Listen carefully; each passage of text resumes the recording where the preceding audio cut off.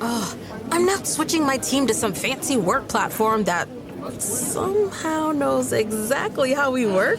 And its AI features are literally saving us hours every day. We're big fans. And just like that, teams all around the world are falling for Monday.com.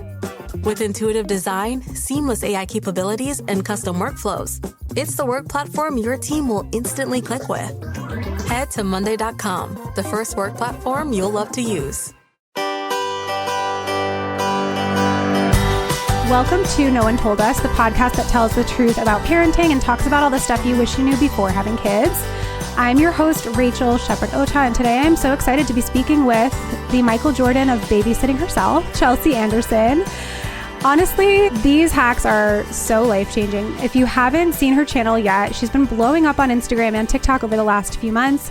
Chelsea turned years of hands-on experience with kids into viral content, sharing hacks, scripts, and chaos-soothing tools that make life with our little ones a lot more manageable and fun. Her videos have helped countless families and have made millions of people laugh. And now she's even working on a book to give you the unfiltered guide to surviving and thriving with kids. She's here to share all her tips, laughs, and the truth about what it's really like to get kids to do what you want them to do.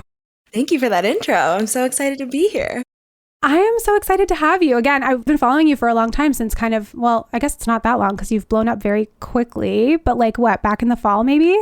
Yeah, it was October last Okay. year. And I first came across you on TikTok and you shared this video about a toddler or a kid's PJ fashion show for when they're not wanting to get in their PJs. And I used it and probably provided some of the best laughs of my entire parenting journey. Took videos of my kids in their little fashion show, sent it to all of our family. Everyone absolutely loved it. And my kids thought it was so fun. So yeah, I've been a big fan of yours and it's been so fun. And also as a fellow creator, just so inspiring to watch your accounts grow so quickly.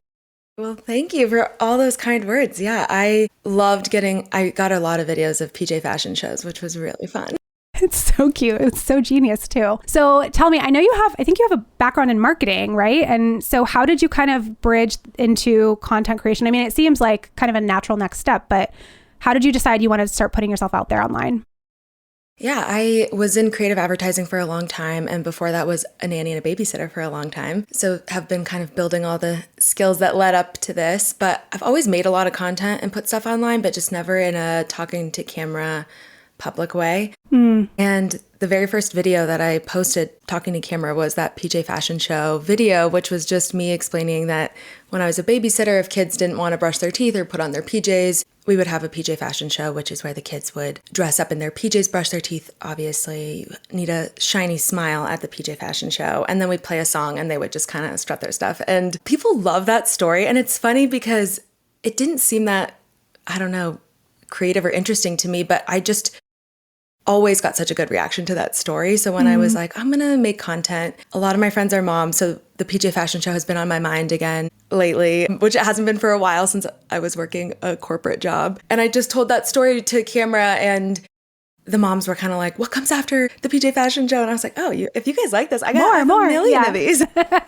I love that. So you really just kind of tapped into something and I think that's often the key to growing an account is being in the right place at the right time and also just tapping into something that nobody else is doing or nobody else is providing it. And I think that's part of the reason you've blown up so much. Do you feel like there's any other reason that you've been so incredibly successful online?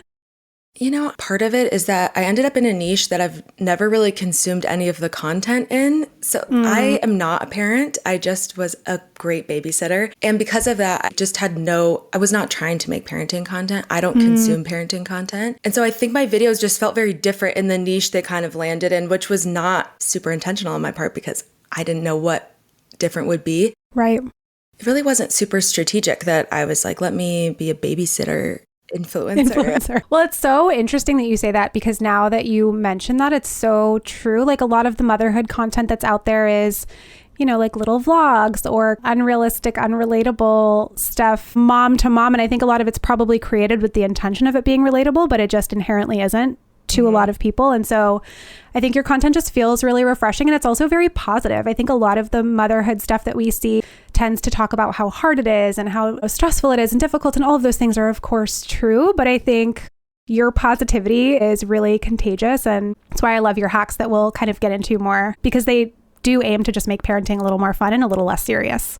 Thank you. And I think, and I say this all the time, the reason I'm able to come up with so many things is because I'm not a parent. Like, I have endless brain space. You guys are busy, and the stakes are high for you guys. Like, you're raising these people. I'm just in charge of them till bedtime. So I love that. I never want like a parent to be like, why didn't I think of this? I'm like, I thought I could only think of it because I have just endless time and space to do that. That's so funny. Yeah. I wonder though, do you ever get pushback from people who say like, oh, you don't know what you're talking about. This doesn't work. Like, wait till you have kids. It's not really like this. Literally never. And I think that blew my mind. I thought it was the law that if you're online, you get pushback, you get hate. Mm-hmm. And I really don't. And I think, one, it's because I have, plausible deniability. I'm not a parenting coach. I'm the babysitter. I said this would work once, not every night. And if one doesn't work on your kid, I'm sure another one does. And the hacks are for all different ages and all different types of kids. So I think the other reason I don't get pushback is because a lot of them just really work, and you can test it in 30 seconds. So immediately whether I'm full of it or not. So true. I think also it's just like maybe your personality and the type of people you attract. You're just like fun and bubbly, and you're not going to attract like mean haters who are miserable. Maybe that could be part of it. But I'd love to think that. But it really is so cool how you've built this incredible platform. And I know your hacks help a lot of parents. So I want to kind of dive into those. So we're going to take a quick break, and we'll be back with some hacks.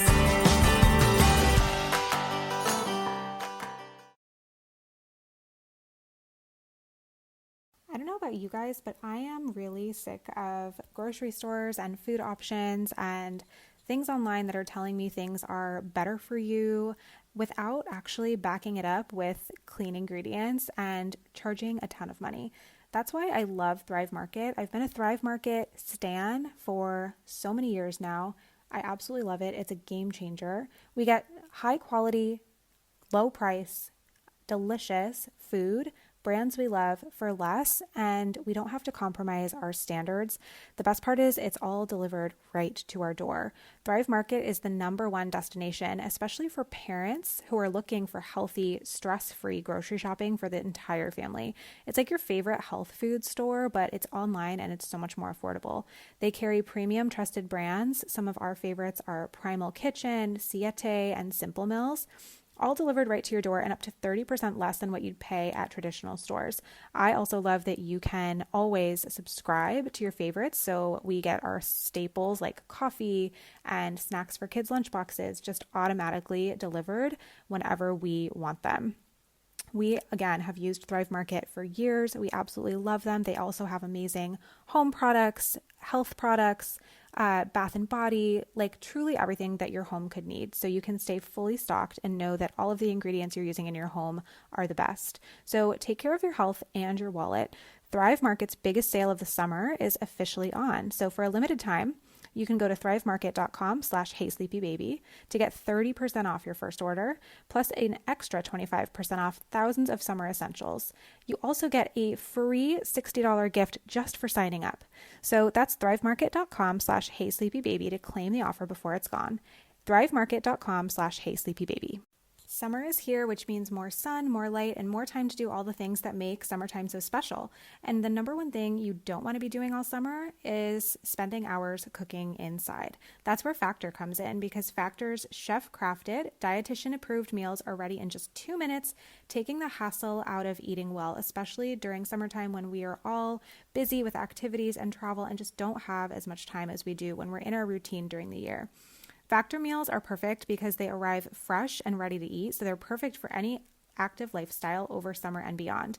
There are 45 weekly menu options, so you can pick a gourmet meal that fits your summer goals and your tastes, and you never get sick of them or bored. You can choose from all different options and filters like Calorie Smart, Protein Plus, Keto, and more. And Factor really powers your day, sun up to sundown, because they are so nutritious, and they've got everything from breakfast, on-the-go lunches, premium dinners, and guilt-free snacks, and even desserts. So your whole day is totally covered.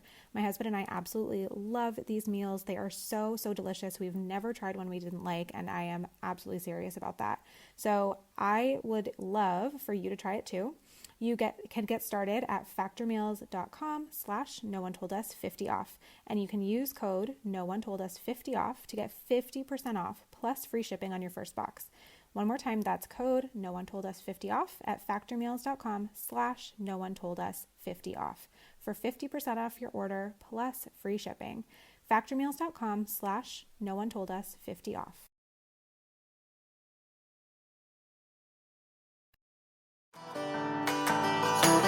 So Chelsea, let's first talk about I don't want to call them lazy parenting hacks, but a lot of people wrote in about, I don't want to have to make everything a game. I just want them to listen the first time. I just want them to do what they need to do. So I'm curious if you have any hacks for like, I don't know, maybe giving parents more energy or more inspiration or just the patience, or just kind of telling us like why it's worth it in the long run to be more playful as a parent.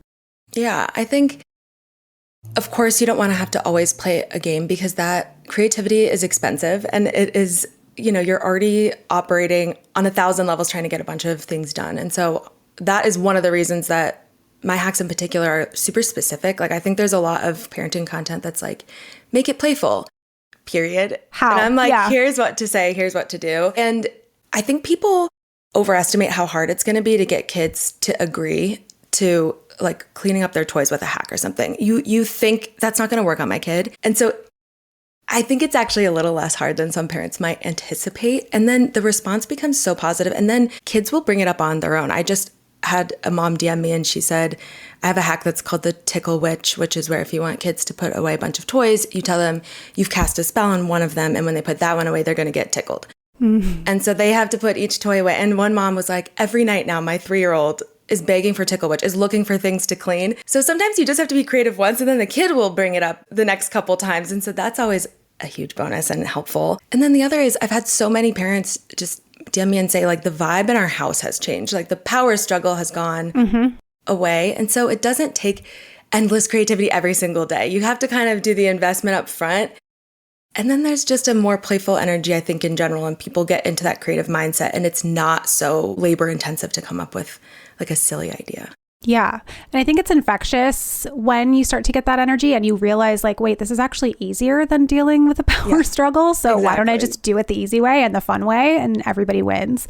You have like these magic words that you suggest to avoid power struggles with toddlers. Can you share with us what those are?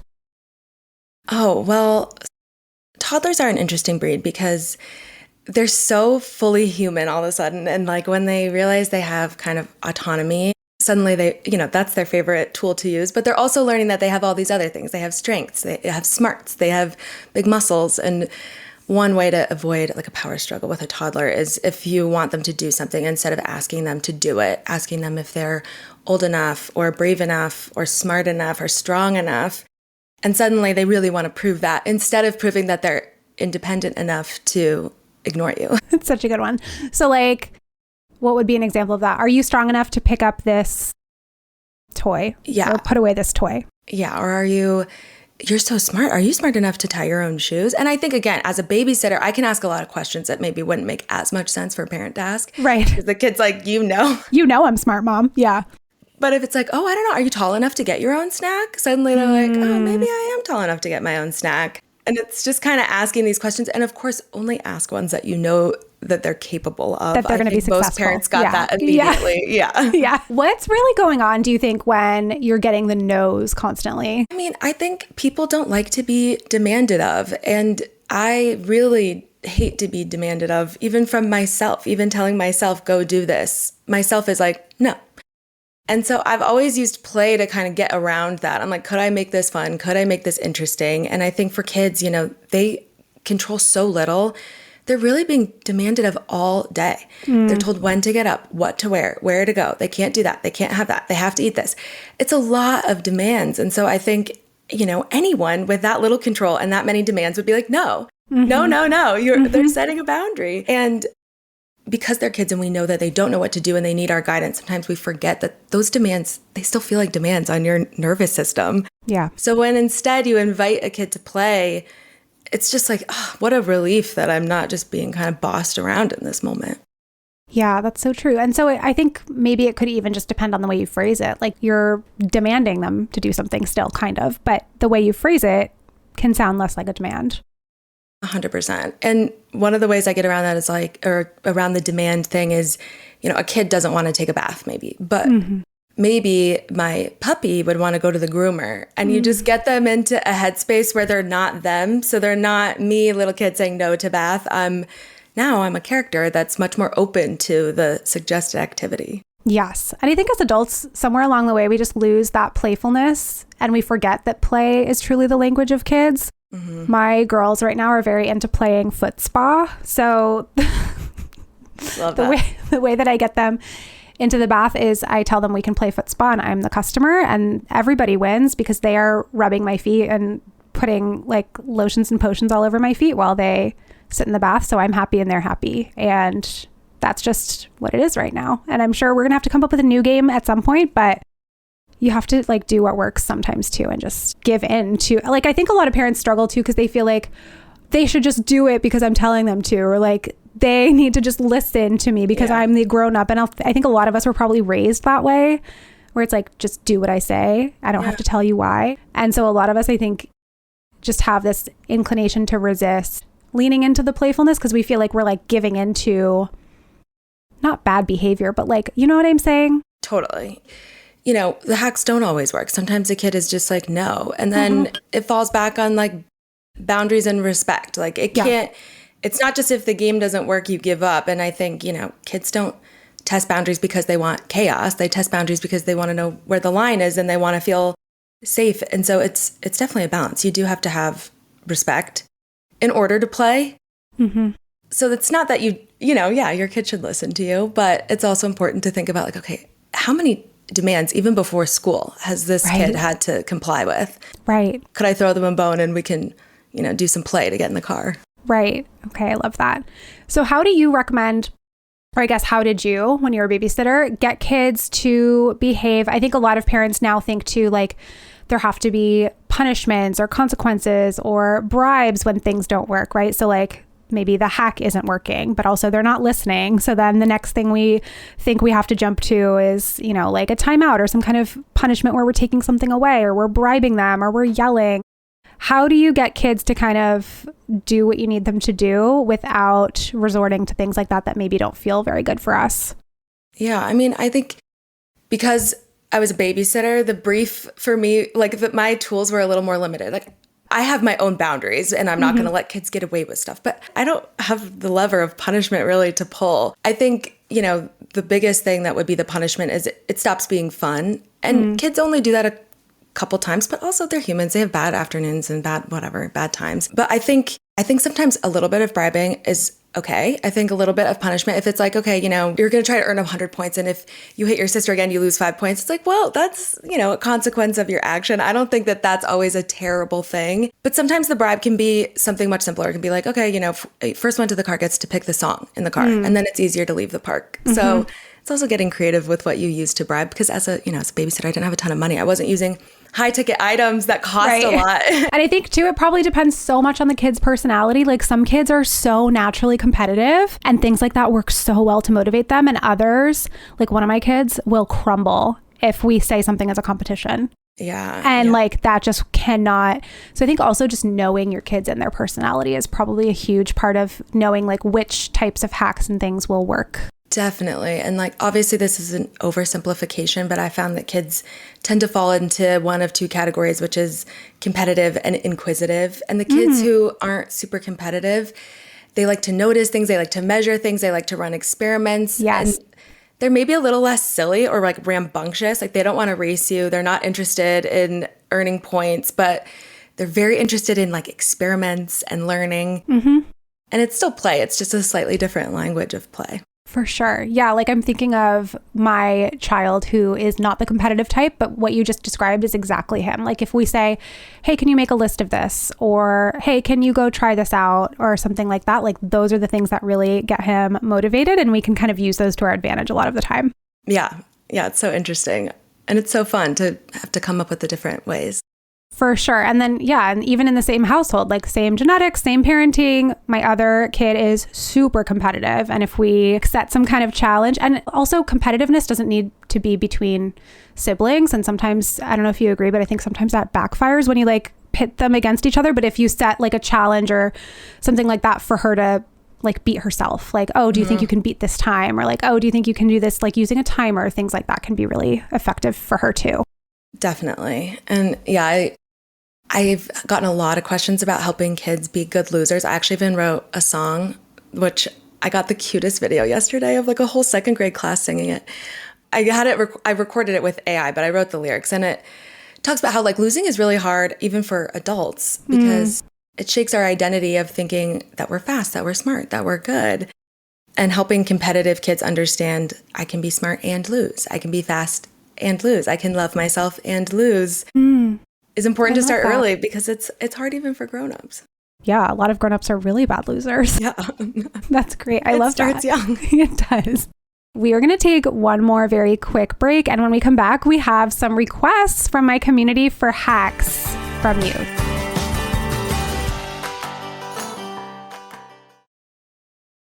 With a Venmo debit card, you can Venmo more than just your friends. You can use your balance in so many ways. You can Venmo everything. Need gas? You can Venmo this. How about snacks? You can Venmo that. Your favorite band's merch? You can Venmo this. Or their next show? You can Venmo that. Visit venmo.me/debit to learn more. You can Venmo this, or you can Venmo that. You can Venmo this, or you can Venmo that. You can Venmo. The Venmo MasterCard is issued by the Bancorp Bank N.A. pursuant to license by MasterCard International Incorporated. Card may be used everywhere MasterCard is accepted. Venmo purchase restrictions apply. Hi, this is Javon, your Blinds.com design consultant. Oh, wow. A real person. Yep, I'm here to help with everything from selecting the perfect window treatments to... Well, I've got a complicated project. No problem. I can even help schedule a professional measure and install. We can also send you samples fast and free. I just might have to do more. Whatever you need. So the first room we're looking at is for... Shop Blinds.com now and save up to 40% site-wide. Blinds.com. Rules and restrictions apply.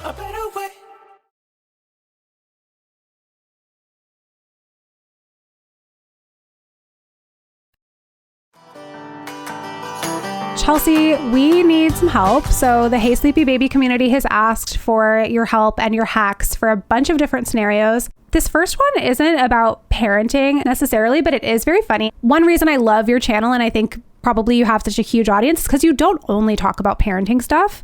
You have so many great things for parents, teachers, babysitters, and nannies to try out with kids, but you also talk about like such a wide range of topics, from like CIA, money hacks to like, by the way, your newly hack about how you can pay an Uber to come pick up your packages to mail for you is literally going to change my life. That is like my biggest mental block, is returning things. Me too. I'm so glad you saw that. I was like, praise. So anyway, so you post a lot of hacks. So maybe you do have something for this scenario. So this person wrote in about her mother-in-law who thinks everything is about her, and she tends to kind of steal focus and steal attention from her as the mom when it relates to like events for their baby or their toddler. Yeah, I think really the only way to deal with this, and this is not my invention, is something called gray rocking, which is where you just respond the same way that a gray rock would. You give them nothing. And you have to commit fully, because they'll try to crack the rock. And if they know that they ever could, they'll keep going. But if they never get the reaction that they want, if they never get anything out of you, positive or negative, they just give up because it's boring. They'll go find someone else to kind of bother. So the answer is just, and if you need a reminder, you could even carry a little rock and squeeze it when you're like about to lose it. But that's yeah, so you good. just have to give them nothing. No, that's so good. People ask me stuff like that all the time. Like, oh, my mother-in-law doesn't agree with the way we're approaching parenting, or like this or that. And I'm like, you need to just not feed into it. Like, it's not a discussion. Exactly. It's just not. Okay, that's very good. Okay, next we have a question about hitting, which I know, I mean, I have definitely dealt with this with my kids at certain stages, and it's between siblings. So 6-year-old will not stop hitting the 3-year-old. She says she's tried everything. I had a hack that I actually forgot about. My parents were like, have you posted about the milk jug yet? And I was like, what was the milk jug? And they reminded me that I had these 2 kids that I nannied, and one was a hitter. I brought over like an empty milk jug, like one of the big gallon ones, and they had like a broom in their garage. And when he would want to go hit, I was like, all right, look, you have to go hit the milk jug. And let them kind of hit. Yeah. And I was like, it is allowed sometimes. It's not allowed with people, with animals, with objects that are not designated for hitting. But it worked so well that which shocked even me. Even when I try these hacks, I don't know if they're going to work. I have to wait and see. And after a couple maybe days of this, he lost at a game and he just stood up and went into the garage. I didn't have to tell him, and he was hitting the milk jug. Whoa. So I think maybe try giving your kid an outlet to get that hitting out, and then talk about after the anger's gone, or there's a little bit of that release has happened, then you can kind of talk about when it's okay, when it's not okay, and take a little bit of the shame out, because they're feeling so much anger that they have to get it out. And they probably even, very small kids can feel shame when they act out of control and they know what they did is wrong. And that's a confusing feeling too. So it helps you step around that a little bit to let them do it and then talk about when it's okay, when it's not. Yes, I love that. And I think the shame piece is so good to remember, and the we can't teach when they're dysregulated piece also. Like, I think we want to say in the moment, like, what are you doing? They're littler than you. You're strong. You can't hit them. They don't understand. Like, none of those words are getting in when they're mad. Just no, and remove them from the situation, and then the discussion. Yes. Okay. I love that. Another one is about the car seat. So 2.5-year-old toddler screaming and thrashing when it's time to get either in the car or out of the car. The car seat transition can be hard. Yeah, this is a really hard one. And I have 2 hacks that work well with this. One is to be super, super silly. Like you forget how it works. You're like, do I put you in upside down? They're like, no. You're like, does this clip over here? They're like, no. And then you're like, I forget. How do you do it? And kind of invite them. So then again, it's less of a demand of you are going to do this. It's how do we do this? It's a different question. And there's not a no to how do we do it. There is a no to get in your car seat. Kids don't want to do that. And another one, and this works on all sorts of things, is to ask them how a different character would do it. How would Spider-Man get in his car seat? How would Bluey get in their car seat? How would a princess get in their car seat? And then again, it kind of just engages like a play part of the brain where they're like, oh my God, I've never thought about Spider-Man in a car seat. And it just, I love that. Yeah. It helps a little. I went through this with my middle. It was a few months where getting her into the car seat in any kind of like time crunch was just impossible. And I started to just time my outings to allow for 15 minutes extra. So I would get her in the car, and I couldn't put her in the car seat. She was so strong. She was so heavy, tried everything, tried all the play stuff I could think of, and she just wouldn't. So I just let her walk around the car, climb on the seats, get into the driver's seat, play with the steering wheel. Like this just became part of our routine. She just had to like get that all out for some reason. And then once I could see she was kind of wrapping that up, I'd be like, okay, now are you ready to get in your car seat? She'd say, yeah. And she'd get in. But it did take like 15, 20 minutes sometimes, which, I mean, we don't always have that kind of time. So trying those playful hacks first is always good. And I think you're touching on an important thing too. And another reason why car seats in particular are so hard, I think, is because they signal a big transition. And transitions are energy expensive. I'm having to now anticipate all the things I'm going to have to do. Like I was just sitting here in my car seat relaxing, and so I don't want to get out. And I was just at home having fun, so I don't want to get in. And you providing that transition time for your kid to just like regulate their nervous system around the transition that's about to happen is so helpful. And it's funny when I talk to parents about this, because a lot of the parents who have kids who have trouble with the car seats, I'm like, let me ask you a question. Do you ever get home, stop the car, and then sit there for 20 minutes? Just in your car before you go inside? And so many parents are like, yeah. I'm like, yeah. You need that transition time. Now imagine if you pulled up to the car and someone yanked up the door and was like, get out. You'd be like, I need a minute. That's actually so true. Like imagine your partner coming out to the car the second you pull in and demand it, like starting to grab at your car seat, rip you out of the car, and just like, that would be so jarring. Right. You're like, dude, I'm still trying to work my brain around that. I'm home now. Yeah, I need a second. I'm huge on transition time. Yes, transitions are so hard. And like, this is my kid in particular who her temperament, just with any transition, it's harder. Like drop-offs are harder, all of that. So like now that she's older and I know her better, it makes so much sense that she was that way. I will say the other thing about the car seat is, and this is just because I'm a mom and I talk to moms all the time, so I've gotten bits and pieces of this, like a lot of times the car seat in particular is a sensory thing. So it's like, maybe it's not comfortable. Maybe they get car sick. Like maybe they just really dislike being in the car.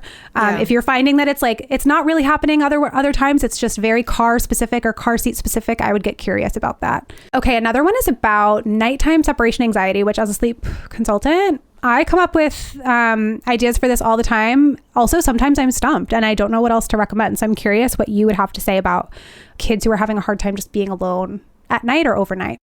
Yeah, this one I had a hack early on that I posted that did really well. And I think because adults understand it when I've talked about the anxiety loophole, which is like, I feel very anxious about maybe flagging down a waiter if my meal isn't perfect. But if your meal is not perfect, I can flag down the waiter.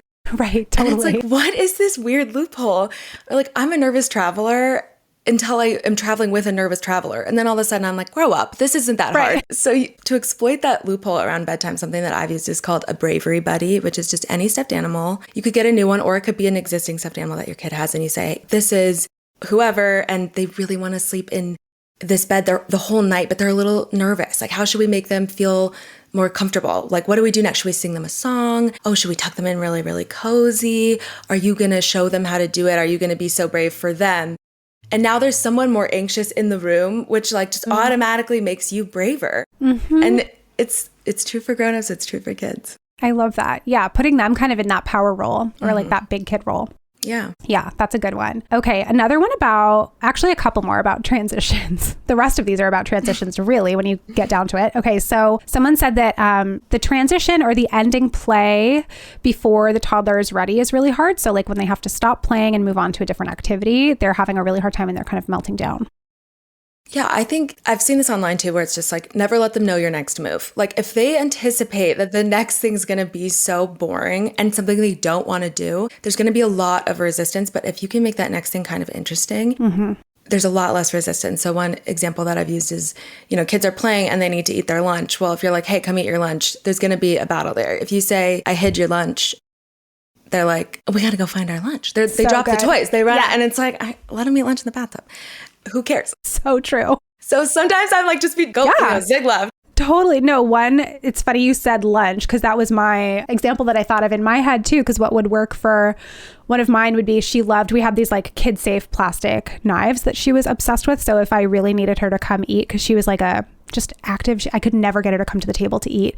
So I'd say, oh, do you want to cut your own strawberries? And I would give her the knife. She would be able to cut them. And that always worked. And then of course she would eat them. Yeah. Totally. So yeah, and I used to be a teacher before this, and I was a special ed teacher, and we always called it like preferred activities and non-preferred activities. And it's really hard to go from preferred to non-preferred. So when you can, make that bridge from preferred to preferred first. Exactly. That's like, yeah, for going from playing to getting ready for bed, like no kid wants to do that. Terrible. Going from playing to a PJ fashion show. Exactly. Now we're talking. Yes. Okay, good. So now kind of in that same world of the bedtime routine, refusing a bath. I know this is a huge one. So the next two people that asked for a hack from you were, one was refusing a bath. One is daily battle of brushing toddlers' teeth. So I think these definitely go hand in hand when it's time to get clean and get ready for bed. Those can be really hard ones. Absolutely. And I think bath, there's a couple different ones. One that I love was called the Dirty 30, which is where before bath time, I'd say, you got to go outside. I'm going to count to 30, get as dirty as you possibly can. And, it takes 30 seconds and kids are just going crazy. And then they're ready for the bath after. They got to do something kind of silly and, they're not getting that dirty. I did say like one time I did it in a muddy thing. If it's muddy, don't use this hack. That was more trouble than it was worth. But kids love that. I think there's all the play options, like you talked about spa, or puppy and kitty at the groomer, or my pet seal at the circus, or an experiment. How big of bubbles can we make? Different things like that. Teeth brushing, one that I like to use was to have kids be my robot, and I would push them and program them, and I'd make my robot voice and be like, engage cleaning mode. And I'm going to like clean their gears. Kids love that. And then you can program them for bed or for recharging.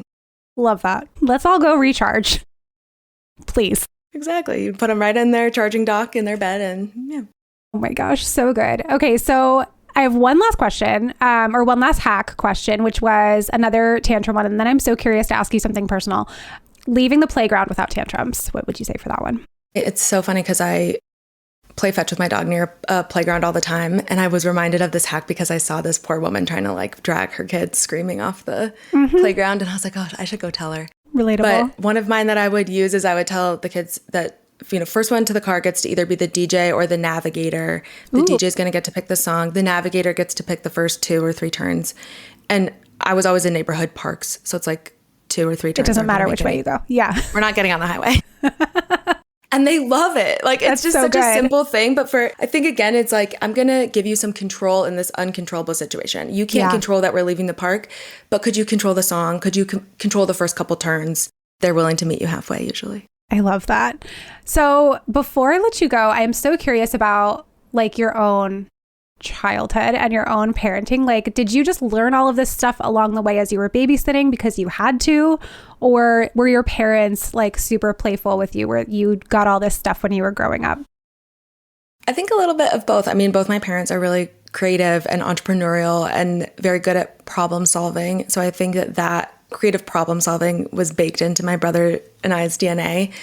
They also gave us a lot of time to just dive into our own interests and to explore the things that we found interesting and gave us a lot of space for that. And I think, when I first started babysitting, I was a lot closer to childhood than any of us are now. I was going to say, were you the same as me where you were like 12 watching 4 children for like an entire weekend? Yeah.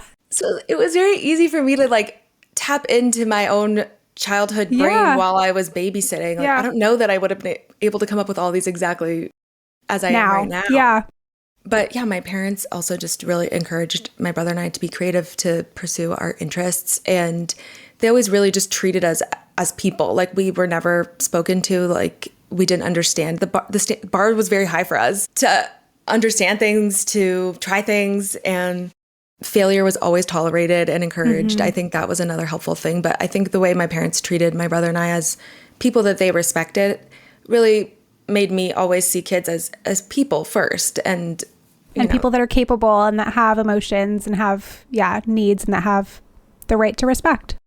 And are often having a reasonable reaction. Like, if your boss is telling you all day to do stuff you don't want to do, you probably go home and throw a tantrum. Absolutely. Yeah, I think we forget about that a lot, is like, how would we feel in a lot of these situations?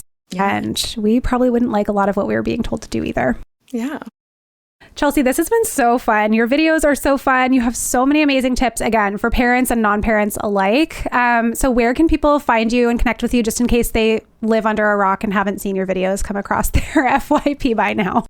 I am at Chelsea_explains on Instagram and at Chelsea Explains It All on TikTok. And I also have a Patreon where I have digital downloads of games and charts and longer videos and go a little deeper there. So you can find me there too. Perfect. And then you're working on a book? I am, yes. I'm working on a hack book for all the babysitting hacks, and I've just had so many requests of parents are like, I need this written down somewhere that I can flip to it right when I need it. So I'm very excited for that. That'll probably come out sometime next year. So exciting. We'll be on the lookout for that. Thank you so much for joining us today. I really appreciate it. Yeah, thank you so much for having me.